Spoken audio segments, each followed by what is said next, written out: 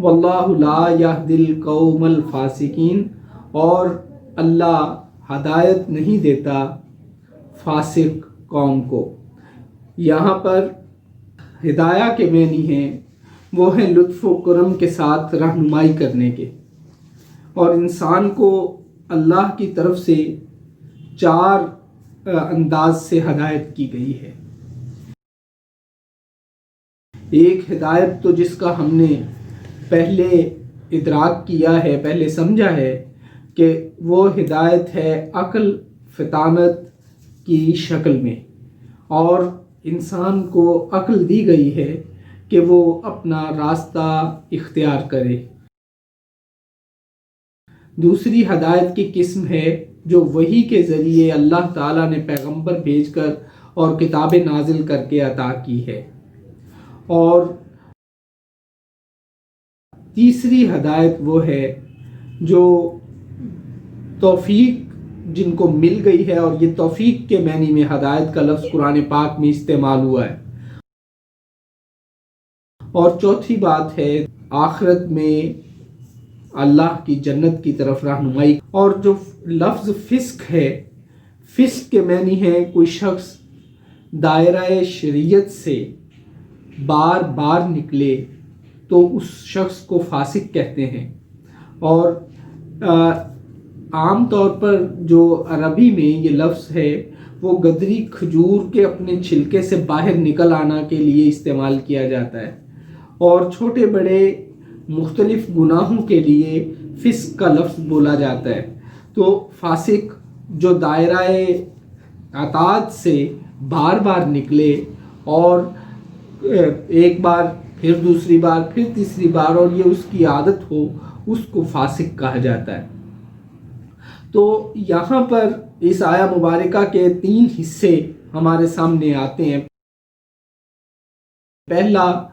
حصہ ہے جس میں حضرت موسیٰ علیہ السلام اپنی قوم سے خطاب کرتے ہوئے یہ کہتے ہیں کہ تم یہ جانتے ہوئے بھی کہ میں اللہ کا رسول ہوں، آپ لوگ میری ہدایت پر، میرے راستے پر چلنے کی بجائے مجھے ایذا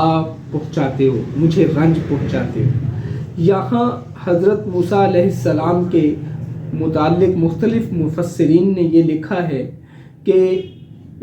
حضرت موسیٰ علیہ السلام کو ان کی قوم نے اس طرح سے ایذا پہنچائی کہ آپ کو مختلف بیماری کا طعنہ دیتے رہے، لیکن جو آیا کا مفہوم ہے یا آیا کا مطلب ہے اس سے یہ ظاہر ہو رہا ہے کہ یہ کوئی حضرت موسیٰ علیہ السلام کو اس طرح کے طعنوں سے کوئی ذہنی تکلیف یا کرب نہیں ملنے والا تھا۔ آپ کا جو اصل کرب یہ تھا کہ قوم آپ کو رسول ہونے کی نشانیاں دیکھتے ہوئے بھی، یہ جانتے ہوئے بھی کہ آپ اللہ کے رسول ہیں، آپ کو اس کے باوجود آپ کی ہدایت پر، آپ کی دعوت پر عمل نہیں کرتی تھی۔ حضرت موسیٰ علیہ السلام کے حوالہ سے قرآن پاک میں بنی اسرائیل کے رویے کے متعلق بڑی واضح طور پر یہ بتایا گیا ہے کہ بنی اسرائیل ایک مدت سے مصر میں رہتے تھے اور فرعون کے ماتحت ذلت کی زندگی گزارتے تھے۔ حضرت موسیٰ علیہ السلام اپنی اس قوم کے نجات دہندہ کے طور پر آئے، اور ایک کمزور قوم کو، ایک جو حاکم وقت تھا، فرعون وقت تھا، اس کے سامنے جو ذلت کی یا اس کے ماتحت ذلت کی زندگی گزارنے والی قوم کو حضرت موسیٰ علیہ السلام نے نجات دلانے کی جد و جہد کی، اور اس نظام کے خلاف جو فرعون کا نظام تھا اس کے خلاف اس قوم کو پہلے تیار کیا، اور پھر اس قوم کی رہنمائی کرتے ہوئے فرعون کے ظلم و ستم سے اس قوم کو آزاد کروایا۔ اور حضرت موسیٰ علیہ السلام کی وجہ سے اور آپ کی کامیاب کوشش کی وجہ سے بنی اسرائیل کو مصر میں ایک بڑے عذاب سے، بڑی تکلیف سے نجات ملی۔ تو اللہ تعالیٰ نے اس کے بعد حضرت موسیٰ علیہ السلام کو حکم دیا کہ وہ بنی اسرائیل کو ساتھ لے کر اور ملک شام جائیں، اور وہاں کی جو بستیاں اس وقت عمالقہ ایک قوم تھی اس کے قبضہ میں آ گئی تھی، اس سے قتال کر کے، اس سے لڑائی کر کے وہ بستیاں ان سے خالی کرائیں اور اس ملک میں پھر بنی اسرائیل رہائش اختیار کریں۔ لیکن بنی اسرائیل نے حضرت موسیٰ علیہ السلام سے بہت ساری، پہلے تو جیسی رکاوٹیں کی تھیں، پہلے تو جو حضرت موسیٰ علیہ السلام کی نافرمانیاں کی تھیں وہ کی ہی تھیں، لیکن اس موقع پر جب حضرت موسیٰ علیہ السلام نے اس قوم کو قتال کی دعوت دی اور یہ کہا کہ عمالقہ کے ساتھ اب جنگ ناگزیر ہو گئی ہے، تو انہوں نے کہا کہ ہم ایسی سہل پسند لوگ ہیں، اور وہ ایسے سہل پسند لوگ تھے کہ موسیٰ علیہ السلام کی دعوت پر عمالقہ سے لڑنے کے لیے تیار نہ ہوئے، اور حضرت موسیٰ علیہ السلام کو یہ کہا کہ جاؤ تم لڑو اور تمہارا خدا لڑے۔ یہ اس آیا کے کنٹیکسٹ میں، اس آیا کے سیاق و سباق میں یہ بات لگتی ہے کہ یہ اذیت جس کا یہاں حضرت موسیٰ علیہ السلام ذکر فرما رہے ہیں، اور اللہ نے جس ان کی گفتگو کو ریکارڈ کر کے ہمارے سامنے رکھا ہے، وہ دراصل وہ اذیت، جو رنج حضرت موسیٰ علیہ السلام کو پہنچایا گیا ہے، وہ یہ ہے کہ اس وقت اس قتال کا انکار کر دیا۔ یہ جو قصہ ہم نے آپ کے سامنے رکھا، یہ سورہ مائدہ میں بڑی تفصیل کے ساتھ اس قصہ پر بات ہو چکی۔ تو اس طرح اس آیا کے پہلے حصے سے یہ بات سمجھ میں آتی ہے کہ قوم موسیٰ نے قتال سے پیچھے ہٹنا قبول کیا اس وقت کے جب کہ اس کی ضرورت تھی، اور اس کی بجائے، قتال کی بجائے، جد و جہد کی بجائے اور ظالم قوت کے سامنے ڈٹ جانے کی بجائے ایک آسانی کی زندگی کو ترجیح دی۔ اس سے حضرت موسیٰ علیہ السلام کو دلی طور پر رنج ہوا، اور قرآن یہاں پہ یہ کہتا ہے، جب ہمارے ساتھ حضرت موسیٰ علیہ السلام کی مثال ہمارے سامنے رکھ رہا ہے، تو یہاں قرآن کا مقصد یہ ہے کہ وہ یہ بتائے، قرآن یہ کہنا چاہتا ہے کہ جس وقت جنگ ناگزیر ہو جائے، جس وقت یہ ضروری ہو جائے کہ مظلوم کی مدد کرنا ضروری ہے یا ظالم کو روکنا ضروری ہو، اس وقت قتال سے منہ پھیرنے کی بات نہ کرو، بلکہ اس وقت ڈٹ جاؤ۔ دوسری آیت کا جو دوسرا حصہ ہے، فَلَمَّا زَاغُوا أَزَاغَ اللَّهُ قُلُوبَهُمْ، یہ ہے کہ اس سے ایک بہت اہم بات ہمارے سامنے آتی ہے، وہ یہ کہ اللہ لوگوں کو ہدایت سے دور نہیں کرتا، بلکہ لوگ خود جب ہدایت سے رخ بدل لیتے ہیں، لوگ جب خود اللہ کی بات ماننے کے انکاری ہو جاتے ہیں، تو پھر اللہ جو ہے اس کا قانون قدرت ہے کہ جو ہدایت طلب ہی نہیں کرتا، جو ہدایت کے پیچھے ہی نہیں چلتا، اسے اللہ کیسے ہدایت عطا کرے گا اور کیسے کیوں عطا کرے گا۔ اور پھر اس کا نتیجہ یہ ہے کہ جو اللہ سے دل پھیرتا ہے، اللہ اس کے دلوں کو پھیر دیتا ہے۔ اور یہاں پر اس فلما زاغوا ازاغ اللہ قلوبہم، اس کے 3 الگ الگ تفسیریں کرنے کی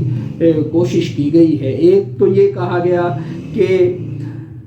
جب اللہ نے انہیں ایمان سے پھیرا تو پھر انہیں ثواب سے بھی پھیر دیا، یعنی جب وہ لوگ اپنے ایمان سے ہٹے تو اس کے بدلے میں انہیں اس کا بدلہ اللہ نے نہیں دیا۔ پھر ایک اور قول یہ کیا گیا کہ جب انہوں نے رسول کی اور اللہ کی اطاعت ترک کر دی جس کا انہیں حکم دیا گیا تھا، تو پھر خود بخود ان کے دلوں میں گمراہی پیدا ہو گئی۔ اور یہ قول جو ہے یہ زیادہ جو آیت کی تفسیر کے ساتھ موزوں محسوس ہوتا ہے۔ تو یہاں یہ بات ذہن میں رہے کہ اللہ تعالیٰ کا یہ طریقہ نہیں ہے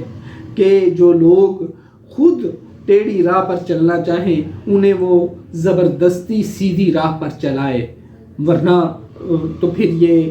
تخلیق کائنات کا، تخلیق انسان کا مقصد ہی ختم ہو جاتا۔ یہ انسان کو صاحب اختیار و ارادہ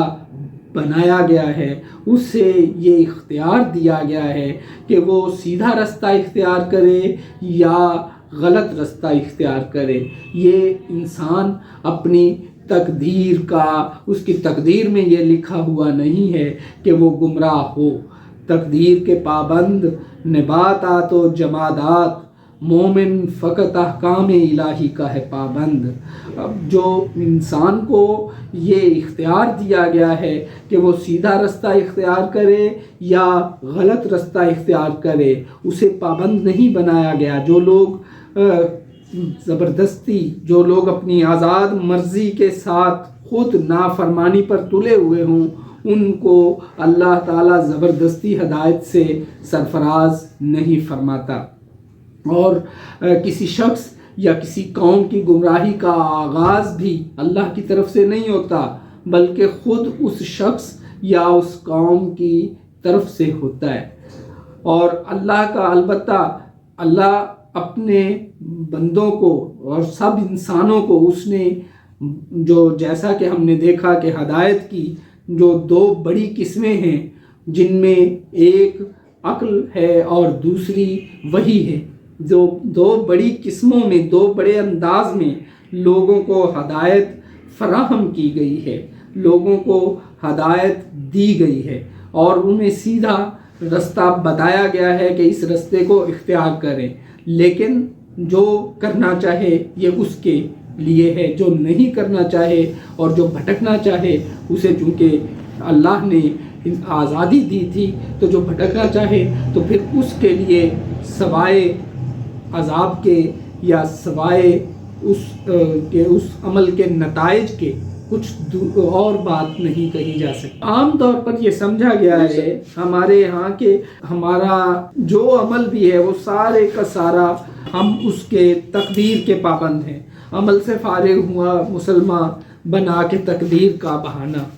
اور اس سے انسان نے ہمارے ہاں مسلمانوں میں عام یہ پایا گیا کہ میں تو جی یہ مقدر میں لکھا تھا لہٰذا میں نے تو یہ غلط کام کرنا ہی تھا، یا میں نے یہ صحیح کام کرنا ہی تھا، یہ تقدیر میں تھا۔ لیکن حقیقت یہ ہے اگر ایسا کہہ دیا جائے تو پھر یہ سارا جتنا فلسفہ اخلاق ہے، جتنا قرآن کی ہدایت ہے، یہ ساری ایسے بے معنی لگتی ہے۔ حقیقت میں انسان کو ایک حد تک یہ اختیار دیا گیا ہے کہ وہ، اور یہی اللہ کا جو اللہ کا خلیفہ ہے انسان، تو یہی اس کا اصل مقام ہے کہ خلافت یہ ہے کہ اس سے اللہ کے احکامات دیے گئے ہیں اور ان احکامات پر اس نے عمل کر رہا ہے، اور اگر وہ ان پر عمل کرے گا تو ان احکامات کے، ان اصولوں کے جو نتائج ہیں وہ تقدیر ہیں اور وہ واضح طور پر اسے ملیں گے، جو کہ لکھے ہوئے ہیں جو نوشتہ تقدیر میں۔ تو لیکن ہم نے اس بات کو یہ سمجھا کہ انسان، ہاں ایک بات یہاں ساتھ ذہن میں رہے، وہ یہ کہ اللہ قادر مطلق ہے، اللہ تقدیر لکھتا ہے، لیکن اس کی تقدیر کی وہ شکل نہیں ہے جو ہم سمجھے بیٹھے ہیں۔ اللہ قدرت والا ہے، لیکن اس کا یہ مطلب نہیں ہے کہ میں اب نیکی ہی نہیں کروں، میں اب برائی ہی نہ کروں، اور جو کچھ بھی میں کروں وہ سارا کچھ میں یہ کہوں کہ وہ تو اللہ نے مجھے کہا ہے، جبکہ حقیقت میں یہ ہے کہ وہ جو فکسڈ تقدیر ہے وہ نباتات کی ہے، جمادات کی ہے، وہاں قوانین وہ پابند ہیں، اور جبکہ انسان کو یہ ہے کہ وہ مختلف چیزوں کو اختیار کر سکتا ہے۔ واللہ لا یہدی القوم الفاسقین۔ اور یہ اس آیا کا جو تیسرا حصہ ہے کہ اللہ فاسق لوگوں کو ہدایت نصیب نہیں کیا کرتا۔ تو سامعین، آج جو ہم نے آیا مبارکہ جس کو تفصیل سے ہم نے پڑھا ہے، اس میں سے جو دو بڑے سبق ہمیں ملتے ہیں، ان میں سے ایک تو یہ ہے کہ جب اللہ کا رسول قتال پر آمادہ ہو جائے اور حالات مجبوری اس امر پر لے آئے کہ جنگ کے سوا ظالم کو روکنے کی کوئی شکل نہ رہے، تو مسلمانوں کو یہ حکم ہے کہ اس وقت یہ بات کرنا کہ نرمی اختیار کریں اور سیدھی راہ سے ہٹ جائیں یا حق کا راستہ چھوڑ دیں، ایسی بات نہیں ہے۔ اور دوسری بات، ایسی بات کا مطلب ہے کہ آپ نے اگر ایسا کیا ہے تو اپنے رسول کو ایذا پہنچائیے۔ اور دوسری یہ بات کہ انسان صاحب اختیار و ارادہ ہے، جب اس کا دل خود ٹیڑھا ہو، جب وہ خود ہدایت کو قبول کرنے سے انکار کرے، تو اللہ تقدیر میں مقدر بنا کے اور خود اپنی مرضی سے نہ تو لوگوں کو گناہ گار بناتا ہے اور نہ ہی انہیں نیک بناتا ہے۔ یہ انسان کو خود دیکھنا ہے کہ وہ کون سا راستہ اختیار کرے۔